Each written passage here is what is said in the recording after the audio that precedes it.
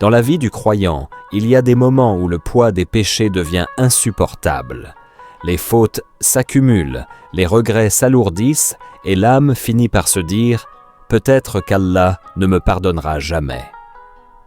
Cette pensée est une ruse de Shaitan, car elle ferme la porte de l'espoir alors qu'Allah l'a laissée grande ouverte. Allah Azza wa Jal dit dans son livre « Dis, ô mes serviteurs qui avez commis des excès à votre propre détriment, ne désespérez pas de la miséricorde d'Allah, car Allah pardonne tous les péchés. Oui, c'est lui le pardonneur, le très miséricordieux. » Sourate Az-Zumar, verset 53. Ce verset est considéré comme l'un des plus remplis d'espoir du Coran. Il ne s'adresse pas aux pieux déjà préservés, mais à ceux qui ont fauté, même à répétition. Il ne dit pas « Allah pardonne quelques fautes », mais « Allah pardonne tous les péchés ». L'unique condition est de revenir à lui sincèrement par le repentir. Le prophète sallallahu alayhi wa sallam a rapporté de son Seigneur « Ô fils d'Adam, tant que tu m'invoques et que tu places ton espoir en moi, je te pardonnerai ce que tu as fait sans me soucier. Ô fils d'Adam, si tes péchés atteignaient les nuages du ciel, puis que tu me demandes pardon, je te pardonnerai. Ô fils d'Adam, si tu viens à moi avec des péchés presque aussi grands que la terre entière, mais que tu me rencontres sans rien m'associer, je viendrai à toi avec un pardon aussi grand. » Rapporté par At-Tirmidhi. Ces paroles sublimes montrent que l'espoir en Allah ne doit jamais s'éteindre, même après 1000 fautes. Car Allah n'est pas seulement le juste juge, il est aussi Al-Ghafour, le pardonneur, Ar-Raham, le très miséricordieux, celui qui aime pardonner. L'histoire des prophètes et des pieux témoigne de cette réalité. Adam alayhi salam fauta, mais Allah lui enseigna les paroles du repentir et il lui pardonna. Yunus alayhi salam implora Allah depuis les ténèbres et Allah le sauva. Des compagnons du prophète sallallahu alayhi wa sallam avaient commis de graves fautes, mais leur repentir sincère les a élevés parmi les meilleurs de la communauté. L'espoir en Allah est donc une lumière qui ne s'éteint jamais. Peu importe la taille des péchés, tant que l'homme revient vers son Seigneur avec sincérité, la porte est ouverte. Ce désespoir qui murmure « C'est trop tard pour toi » ne vient pas d'Allah, mais de Shaitan, dont le but est de couper l'homme de la miséricorde divine. Ô croyant, sache que ton Seigneur est plus grand que tes fautes. Si tes péchés s'élèvent jusqu'au ciel, son pardon est plus vaste encore. Ce qui compte, ce n'est pas le nombre de tes fautes, mais ta détermination à revenir à lui, encore et encore. Le désespoir, une arme de Shaitan.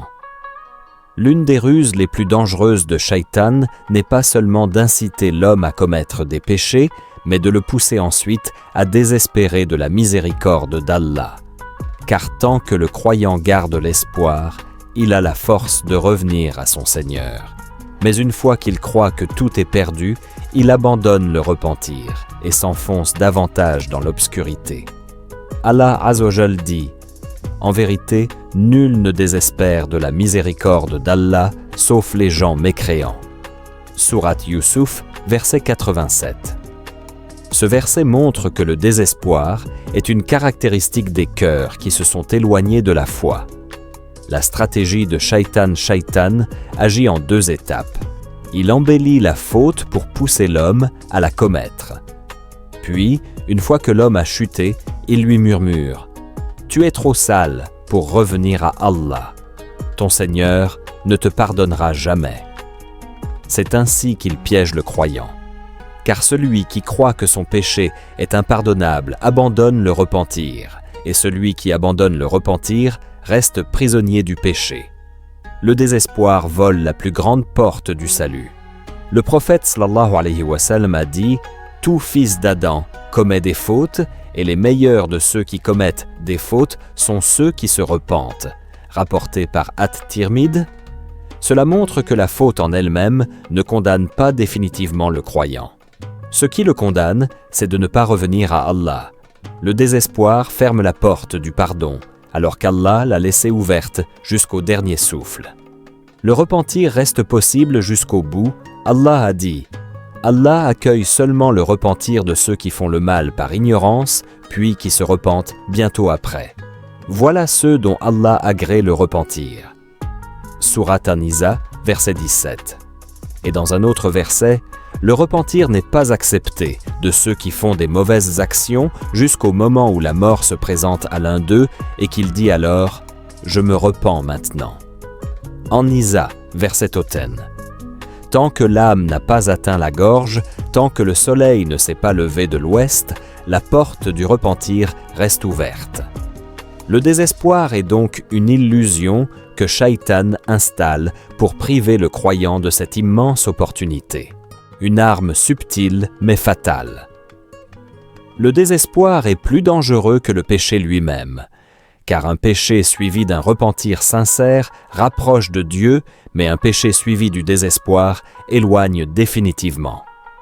Ibn al-Qayyim disait « Le péché qui fait pleurer et revenir vers Allah est meilleur que l'acte d'obéissance qui fait naître l'orgueil. » Ainsi, le croyant doit reconnaître la ruse de Shaitan. Ses fautes ne doivent pas l'éloigner d'Allah, mais le pousser à revenir encore plus humble et plus sincère. La miséricorde d'Allah plus vaste que tous les péchés. Quand l'homme contemple ses fautes, il peut avoir l'impression qu'elles sont trop lourdes, trop nombreuses, trop graves pour être pardonnées. Mais cette vision est limitée, car elle ne tient compte que de la grandeur du péché et oublie la grandeur d'Allah. Or, la miséricorde d'Allah est infinie et elle englobe tout. Allah Azza wa Jal dit « Ma miséricorde embrasse toutes choses. » Surat Al-A'raf, verset 156. Ce verset est une déclaration universelle. Il n'existe aucun péché qui puisse dépasser la miséricorde divine. Même si l'homme venait avec un océan de fautes, le pardon d'Allah est plus vaste encore. La miséricorde d'Allah dans le Coran. Allah Azza wa Jal répète à plusieurs reprises dans son livre qu'il est Al-Ghafour, le pardonneur, et Ar-Raham, le très miséricordieux. Presque chaque sourate commence par Bismillahir-Rahmani-Raham, au nom d'Allah, le tout miséricordieux, le très miséricordieux, comme pour rappeler constamment aux croyants que la miséricorde divine précède sa colère. Un autre verset dit « Ton Seigneur est détenteur d'une immense miséricorde. » Sourate An-Najm, verset 32.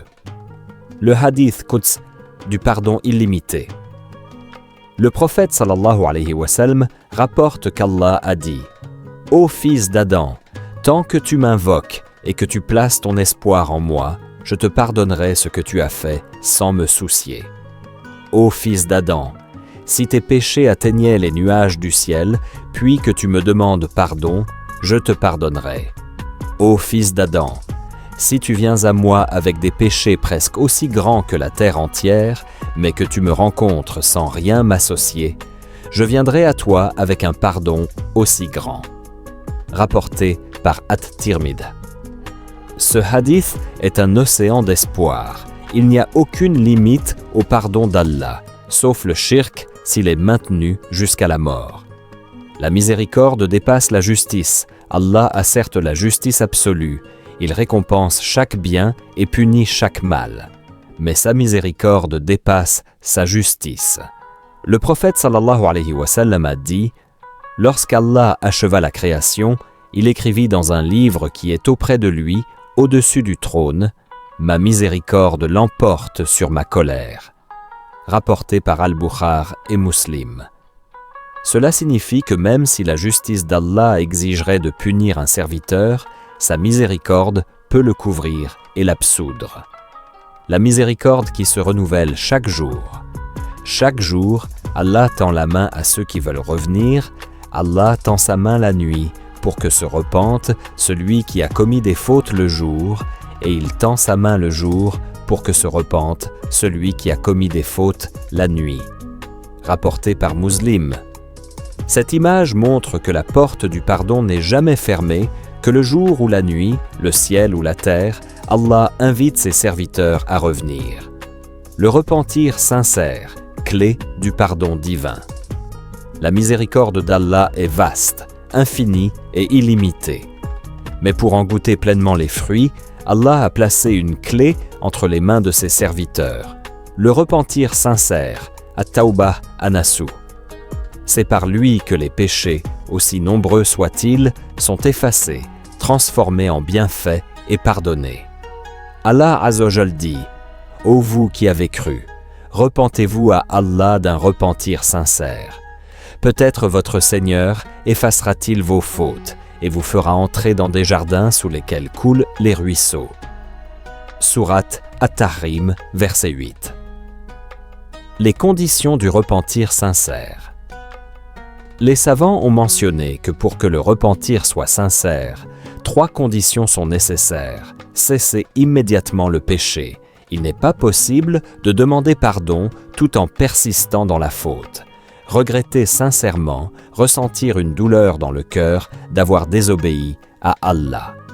Prendre la ferme résolution de ne pas y retourner. Même si l'homme peut rechuter par faiblesse, l'intention doit être ferme de ne pas répéter. Et si la faute concerne les droits des créatures, une 4e condition s'ajoute, rendre le droit ou demander pardon à la personne lésée.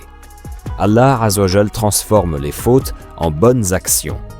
Le repentir sincère ne se contente pas d'effacer les péchés, il peut même les transformer en récompense. Allah Azzawajal dit « Sauf celui qui se repent, croit et accomplit une bonne œuvre. Ceux-là, Allah changera leurs mauvaises actions en bonnes actions. » Sourate Al-Furqan, verset 70. Quelle générosité! Ce qui devait être un poids devient une lumière, ce qui devait accabler devient une élévation. Les exemples de repentir. L'homme qui avait tué 99, puis 100 personnes, mais qui partit à la recherche du pardon d'Allah. Il mourut en chemin et Allah lui accorda sa miséricorde, rapporté par Al-Bukhari et Muslim. Le compagnon Maïz qui avoua son péché et qui fut pardonné au point que le prophète sallallahu alayhi wa sallam pria sur lui et dit « Il a fait un repentir qui, s'il était partagé entre une communauté, l'aurait suffi. » Rapporté par Muslim. Ces histoires montrent que même les fautes les plus lourdes ne sont pas un obstacle au pardon si le repentir est sincère. Un appel constant au repentir. Le prophète sallallahu alayhi wa sallam, malgré sa perfection, demandait pardon à Allah plus de 70 fois par jour, rapporté par Al-Bukhari. Cela nous enseigne que le repentir n'est pas réservé aux grands pécheurs. C'est un chemin de purification quotidien pour tout croyant. Le repentir sincère n'est pas seulement une effaceuse de péchés, il est aussi une renaissance spirituelle. Celui qui revient vers Allah après des fautes multiples ne redevient pas seulement pur, il devient transformé, élevé, renouvelé. Le tawbah sincère est comme une nouvelle vie qui commence, une purification intérieure. Allah Azzawajal dit « Certes, Allah aime ceux qui se repentent et il aime ceux qui se purifient. » Sourate Al-Baqarah, verset 222. Le repentir lave le cœur des traces laissées par le péché. Chaque faute est une tache noire sur le cœur, mais chaque repentir sincère efface cette obscurité. Le prophète sallallahu alayhi wa sallam a dit « Lorsque le serviteur commet un péché, une tache noire apparaît sur son cœur. S'il se repent, s'il cesse et demande pardon, son cœur est poli. » Rapporté par Ibn Majah. Ainsi, le repentir n'est pas seulement un pardon, mais une véritable purification qui redonne clarté et lumière au cœur. Une élévation vers un nouveau degré. L'homme qui a goûté à la faute et qui revient vers Allah connaît une intensité particulière dans son retour. Ses larmes sont plus sincères, sa prière plus profonde, son dhikr plus vibrant. C'est pourquoi certains savants disaient, parfois, une faute sincèrement regrettée rapproche davantage d'Allah qu'un acte d'obéissance qui enorgueillit. Une nouvelle orientation de vie. Le repentir sincère ne consiste pas seulement à dire « Astaghfirullah ». Il implique un changement concret. Allah Azzawajal dit « Sauf celui qui se repent, croit et accomplit une bonne œuvre. Ceux-là, Allah changera leurs mauvaises actions en bonnes actions. Sourate Al-Furqan, verset 70. Ce verset montre que le repentir transforme le croyant. Ses anciens péchés deviennent une source de motivation pour multiplier les bonnes actions. Des exemples de renaissance. Le compagnon Fudayl ibn Iyad, autrefois brigand, s'est repenti après avoir entendu un verset du Coran et il est devenu l'un des plus grands adorateurs de son époque. Al-Hassan al-Basraouir disait « Le repentir sincère change un homme au point que ses péchés deviennent pour lui une école et non une condamnation. » Un cœur plus humble. Le repentir donne aux croyants une nouvelle humilité. Celui qui a chuté et goûté à la douleur du péché sait à quel point il a besoin d'Allah. Il ne juge plus les autres, il se rappelle sa propre faiblesse et il devient plus compatissant. Ainsi, le repentir n'est pas seulement une page tournée, mais un nouveau chapitre de vie, plus lumineux, plus sincère, plus riche. C'est une renaissance spirituelle qui rapproche du paradis. L'espoir en Allah, même après 1000 fautes. L'un des plus grands dons qu'Allah a fait à ses serviteurs est l'espoir, ar-raja. Même lorsque les fautes se multiplient, même lorsque les chutes deviennent répétées, Allah n'a jamais fermé la porte de sa miséricorde. C'est une vérité qui doit habiter le cœur du croyant. Tant qu'il respire, tant que son âme n'a pas atteint la gorge, le pardon est possible. L'appel coranique à l'espoir Allah Azzawajal dit « Dis, ô mes serviteurs qui avez commis des excès à votre propre détriment, ne désespérez pas de la miséricorde d'Allah, car Allah pardonne tous les péchés. Oui, c'est lui, le pardonneur, le très miséricordieux. » Sourate Az-Zumar, verset 53. Ce verset est un refuge pour les âmes accablées. Il ne limite pas le pardon à certains types de fautes. Il dit clairement tous les péchés. Qu'il s'agisse de petites erreurs ou de grands péchés, tant que l'homme revient à Allah, la porte reste ouverte. La répétition n'empêche pas le pardon.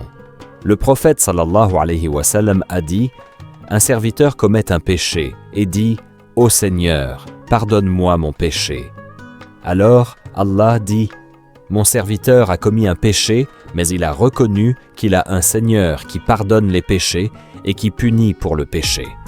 Je lui ai pardonné. » Puis il recommet le péché et dit « Ô Seigneur, pardonne-moi. » Et Allah dit encore « Je lui ai pardonné. » Puis il recommet et à chaque fois, Allah répond « Je lui ai pardonné. » Rapporté par Al-Bukhari et Muslim. Ce hadith montre qu'aussi longtemps que le serviteur revient à Allah avec sincérité, Allah continue de pardonner. Même si la chute se répète, l'espoir doit rester vivant. L'histoire du meurtrier de 100 personnes. Un homme avait tué 99, puis 100 personnes.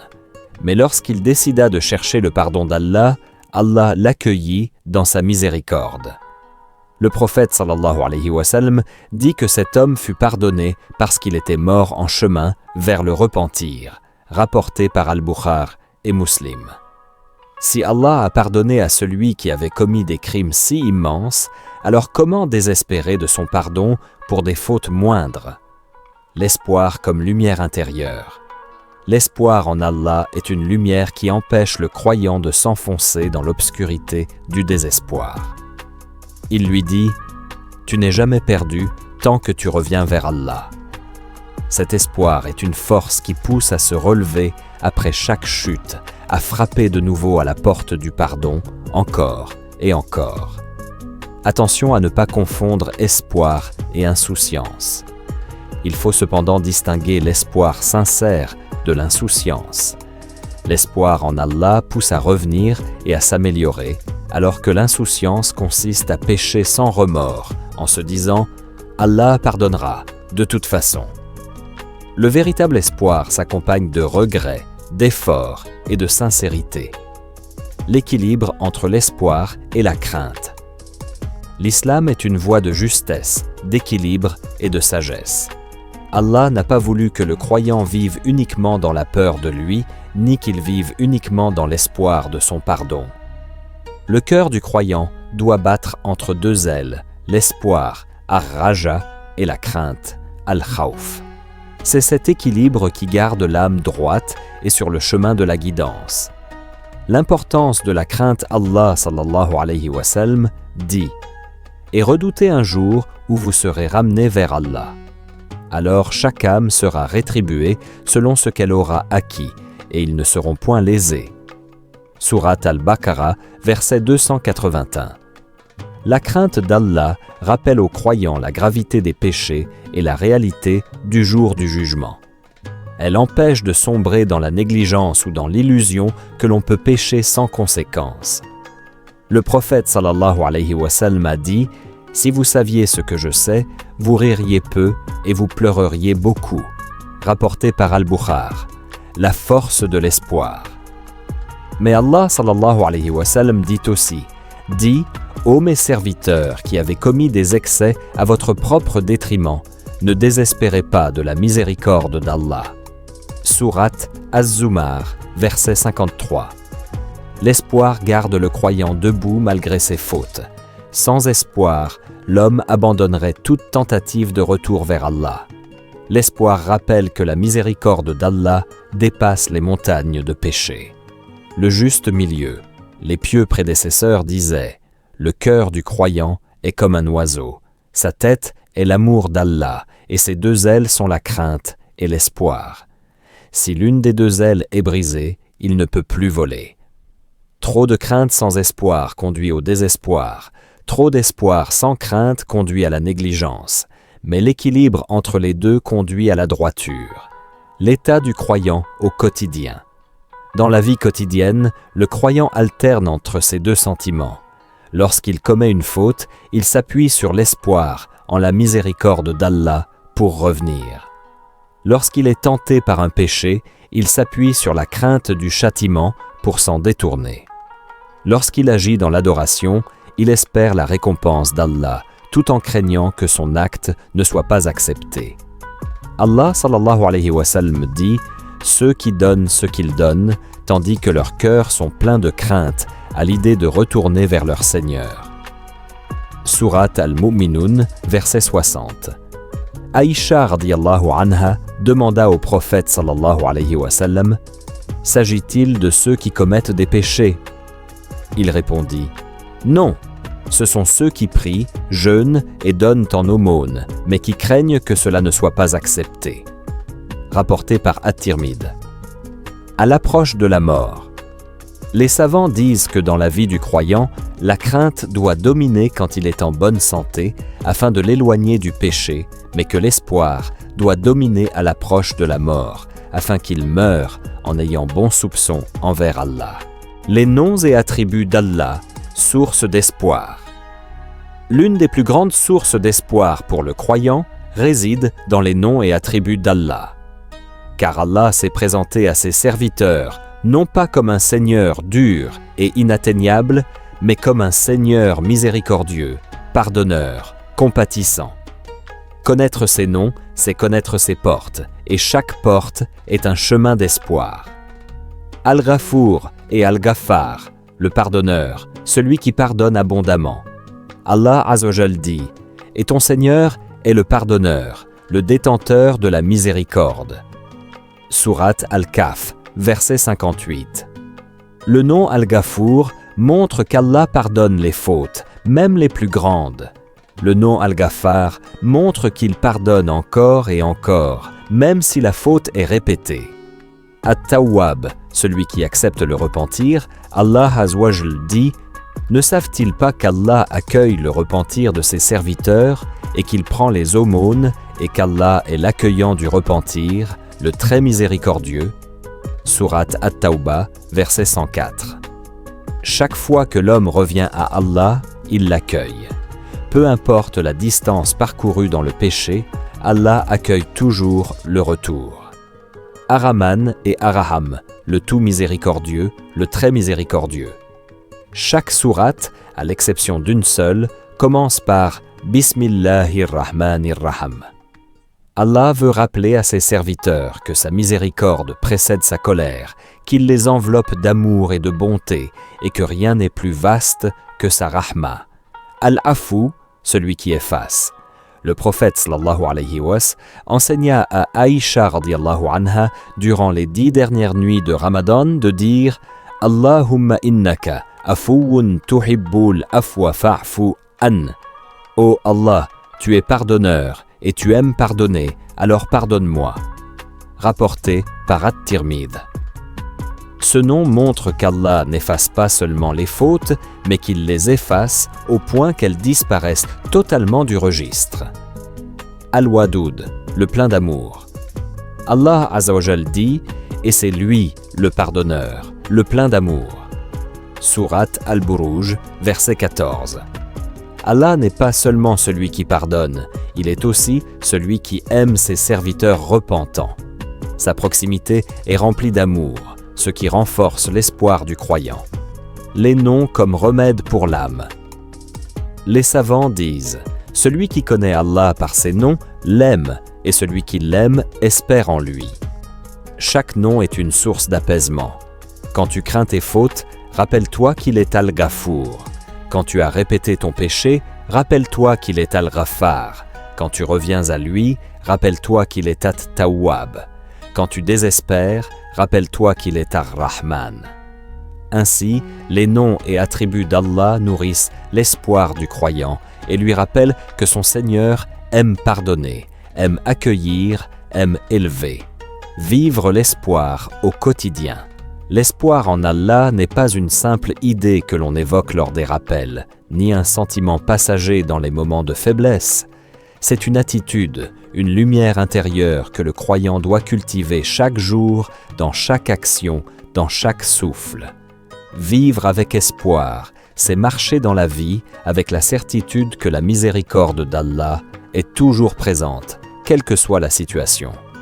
Dans la prière, chaque prière est un rendez-vous d'espoir. Quand le croyant dit « Ihdinas sirat al-mustaqim » « Guide-nous dans le droit chemin », il exprime son attente et sa confiance qu'Allah le guidera malgré ses fautes et ses faiblesses. La prosternation, en particulier, est un lieu où l'espoir fleurit, car le prophète sallallahu alayhi wa sallam dit « Le plus proche qu'un serviteur est de son Seigneur, c'est lorsqu'il est en prosternation. » Rapporté par Muslim. Dans les invocations, l'espoir se vit aussi dans le dua. Même après 1000 fautes, le croyant lève ses mains, confiant que son Seigneur ne les renverra pas vides. Le prophète a dit « Votre Seigneur est pudique et généreux. Il est gêné de laisser les mains de son serviteur vides lorsqu'il les lève vers lui. » Rapporté par Abu Daoud. C'est pourquoi le croyant invoque avec certitude, même quand son passé est lourd, car il sait que le pardon d'Allah est plus vaste que ses péchés. Dans les épreuves. Quand la vie devient difficile, l'espoir empêche le désespoir de s'installer. Le croyant se rappelle la parole d'Allah. À côté de la difficulté est certes une facilité. Sourate Ash-Shar, verset 6. Cette promesse nourrit la patience et garde le cœur apaisé. Dans les rechutes, même quand le croyant retombe dans le péché, il ne laisse pas Shaitan lui voler l'espoir. Il revient à Allah encore et encore, car il sait que son Seigneur aime ceux qui se repentent, même s'ils reviennent 1000 fois. L'espoir se vit dans la persévérance du retour. Dans la gratitude. L'espoir en Allah ne concerne pas seulement les moments de faiblesse. Il se vit aussi dans l'aisance, en reconnaissant que chaque bienfait est un signe de l'amour et de la miséricorde d'Allah. Ainsi, l'espoir pousse à remercier et à renforcer le lien avec Allah. Dans la mort et après. Enfin, l'espoir doit accompagner le croyant jusqu'au dernier souffle. Le prophète sallallahu alayhi wa sallam a dit que nul d'entre vous ne meurt sans avoir bon soupçon envers Allah. Rapporté par Muslim. Cela signifie que même à l'instant ultime, le croyant doit espérer en la miséricorde d'Allah, convaincu qu'il pardonnera et accueillera son serviteur repentant. Le croyant est un être humain, et l'être humain est par nature faible, oublieux et exposé aux fautes. Mais ce qui distingue le croyant, ce n'est pas l'absence de péché, c'est sa capacité à se relever encore et encore, porté par une certitude. La miséricorde d'Allah est toujours plus grande que ses fautes. Nous avons vu que le désespoir est une arme de Shaitan qui cherche à couper le serviteur de son Seigneur.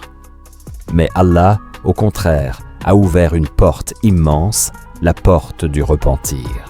Et cette porte ne se ferme qu'à 2 instants, lorsque l'âme atteint la gorge et lorsque le soleil se lèvera de l'ouest. En dehors de cela, le pardon est toujours possible.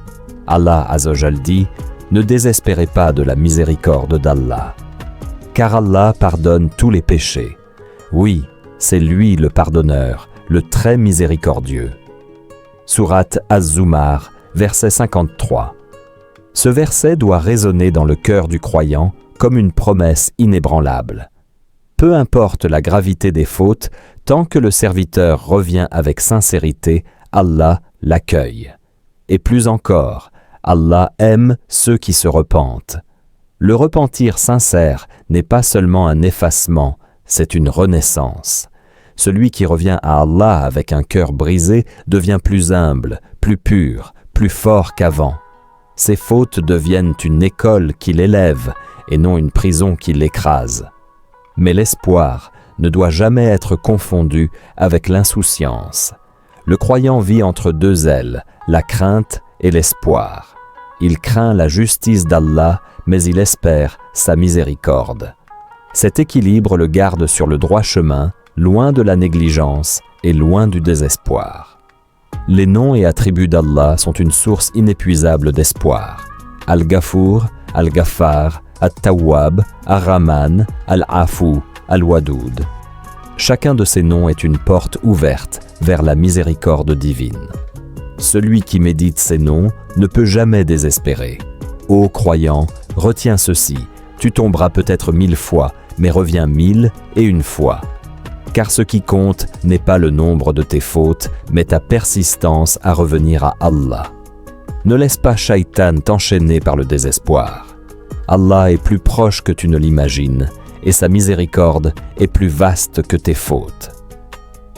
Le prophète sallallahu alayhi wa sallam a dit « Allah dit, ô fils d'Adam, si tu viens à moi avec des péchés remplissant la terre entière, mais que tu me rencontres sans rien m'associer, je viendrai à toi avec un pardon aussi grand. » Rapporté par At-Tirmidhi. Ô Allah, toi le pardonneur, le très miséricordieux, nous revenons à toi avec nos cœurs brisés par nos fautes et nos âmes accablées par nos erreurs. Pardonne-nous, même si nos péchés sont nombreux comme les gouttes de pluie ou vastes comme l'horizon. Ô Allah, ne fais pas de nos fautes une barrière entre toi et nous. Accorde-nous la sincérité dans notre tawba, la force de nous relever après chaque chute et la persévérance de revenir vers toi encore et encore. Ô Allah, purifie nos cœurs de l'orgueil et du désespoir. Remplis-les d'espoir en ta miséricorde, car nous savons que ton pardon est plus grand que nos fautes. Fais que notre dernier souffle soit prononcé dans la parole « La ilaha illa Allah » et que nous te rencontrions lavés, pardonnés et aimés. Qu'Allah nous donne la sincérité dans nos demandes et la compréhension de ses noms et attributs. Si ce rappel t'a été utile, partage-le pour propager la lumière de la science. Mets un j'aime pour soutenir le contenu et laisse un commentaire en priant sur notre bien-aimé prophète sallallahu alayhi wa sallam. Qu'Allah vous bénisse tous. Assalamu alaykum wa rahmatullahi wa barakatuh.